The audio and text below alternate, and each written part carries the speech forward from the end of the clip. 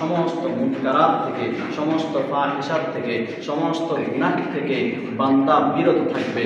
যদি বিরত থাকতে পারে আল্লাহ তাআলার ভয় নিয়ে, ওই বান্দাকেই বলবে মুত্তাকি। আর এই মুত্তাকি তাকওয়া অর্জন করার জন্যই আল্লাহ তাআলা রমজান মাসের রোজাকে আমাদের উপর ফরজ করে দিয়েছে। এবার আসেন, এখন রমজান মাসের রোজাকে আল্লাহ তাআলা যেহেতু ফরজ করে দিয়েছেন, এখন আমরা রোজাটা রাখবো কোত্থেকে, কবে থেকে রাখবো, কখন শেষ করব? রাসূল করিম সাল্লাল্লাহু আলাইহি ওয়াসাল্লাম হাদিস শরীফের মধ্যে বলেন, ইযা রাআইতুমুল হিলালা, যখন তোমরা রমজান মাসের চাঁদ দেখবা, ফাসুমু, তখন থেকেই তোমরা রোজা রাখবা। এরপরে আল্লাহ রাসূল বলেন, ওয়া রাআইতুমুহু, এবং যখন তোমরা শাওয়াল মাসের চাঁদ দেখবা, ফাআফতিরু, তখন থেকেই তোমরা রোজা ছেড়ে দাও। তাহলে রোজা রাখবো আমরা কবে থেকে?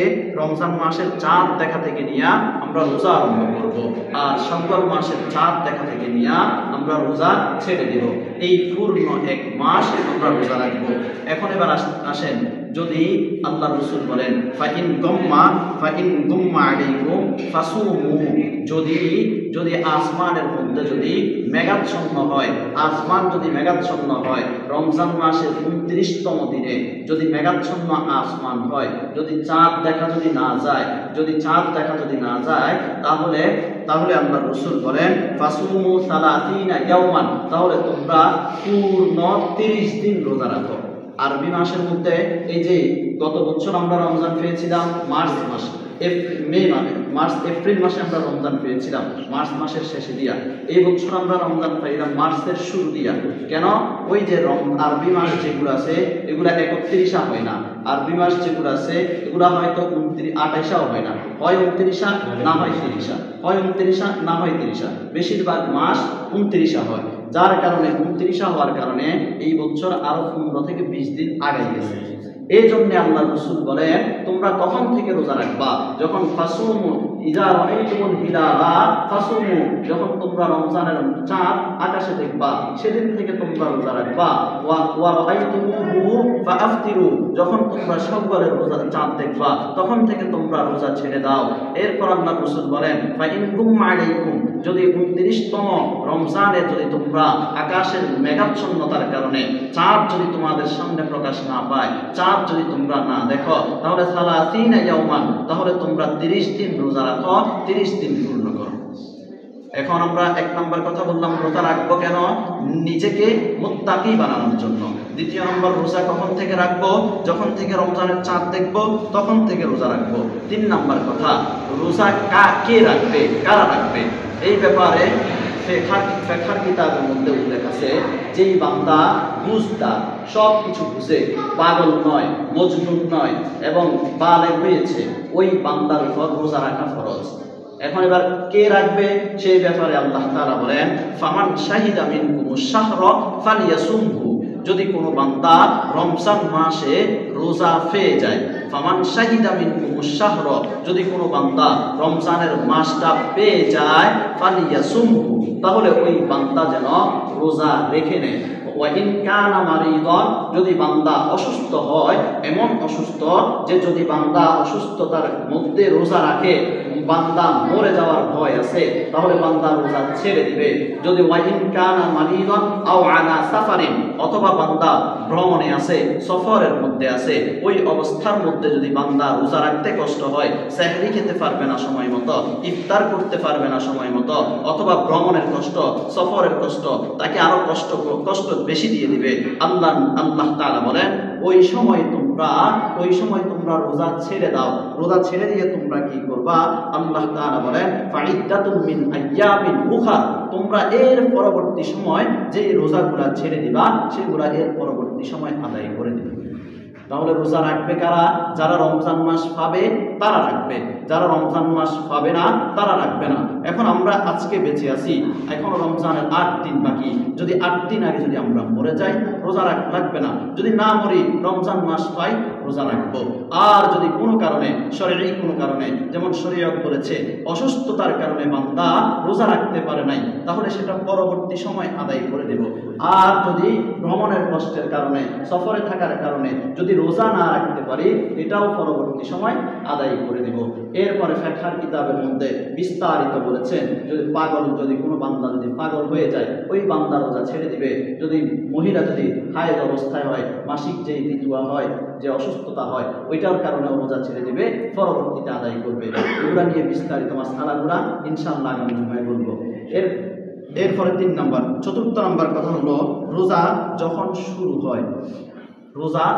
শুরু হয়, যেই দিন থেকে রোজা শুরু হয় ওই দিন থেকে আল্লাহর নবী জনাব মুহাম্মদুর রাসূলুল্লাহ সাল্লাল্লাহু আলাইহি ওয়াসাল্লাম বলেন, ইযা কানা আউয়ালু লাইলাতিন মিন শাহরি রমাদান, যখন রমজান মাসের আউয়ালু লাইলা, প্রথম রাত শুরু হয়ে যায়। যেমন আমরা হয়তো প্রথম রাত, রমজানের প্রথম রাত যদি রমজান যদি তো শনিবারে হয়, প্রথম রাত হবে আমাদের শুক্রবার রাত, আর যদি রবিবার হয় তাহলে প্রথম রাত হবে শনিবার রাত।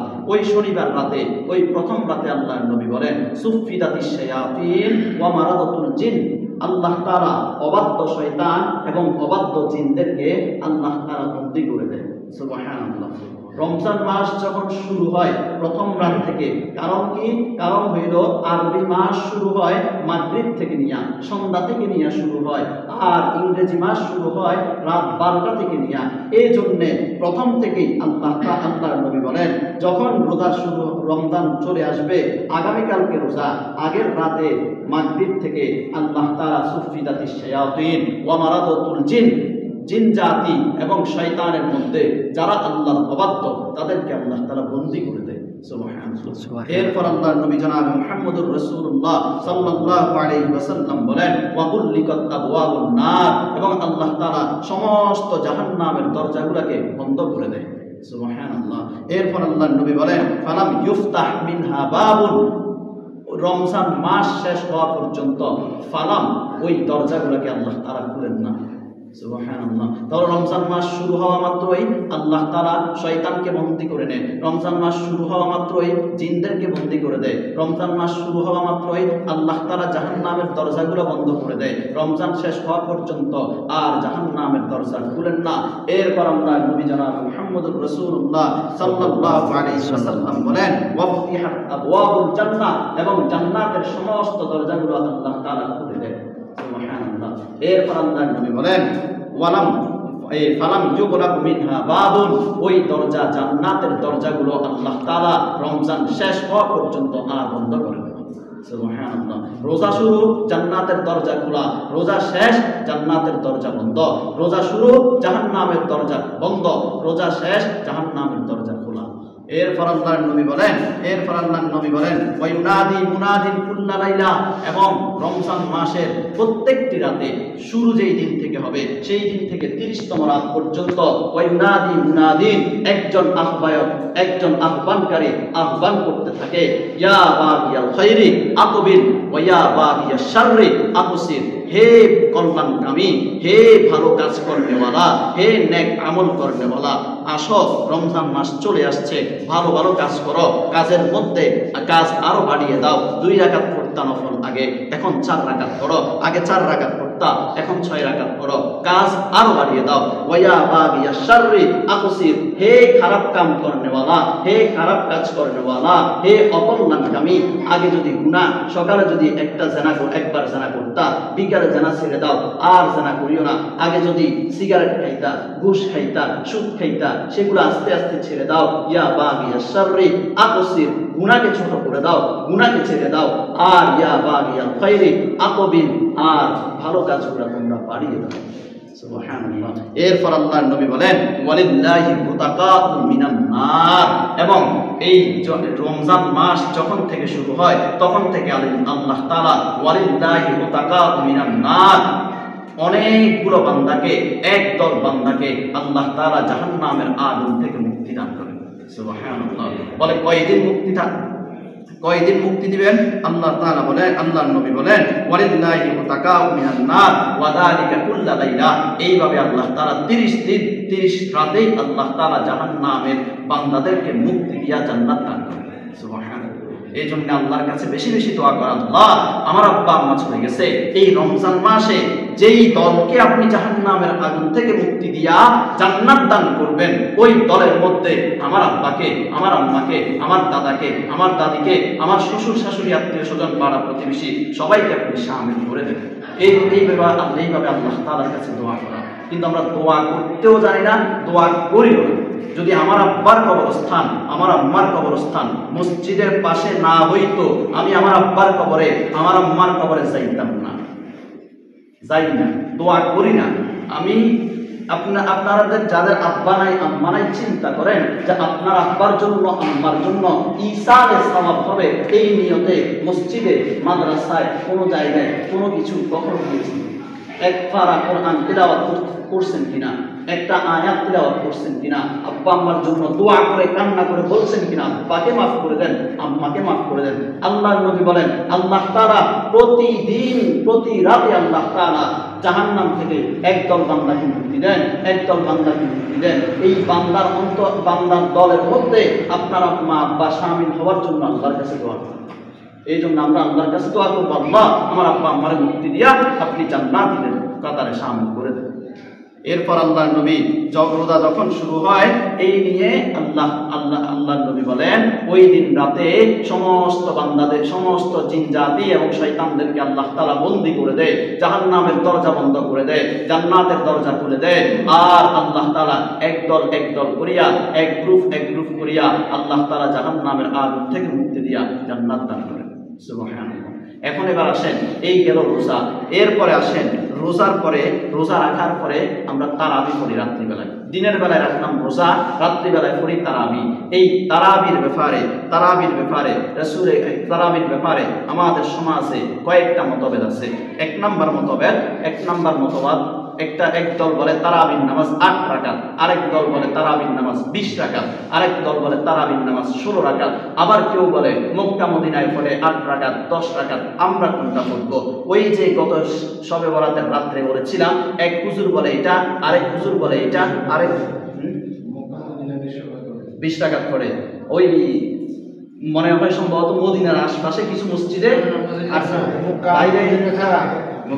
বাইরে কিছু জায়গায় 8 রাকাত পড়ে।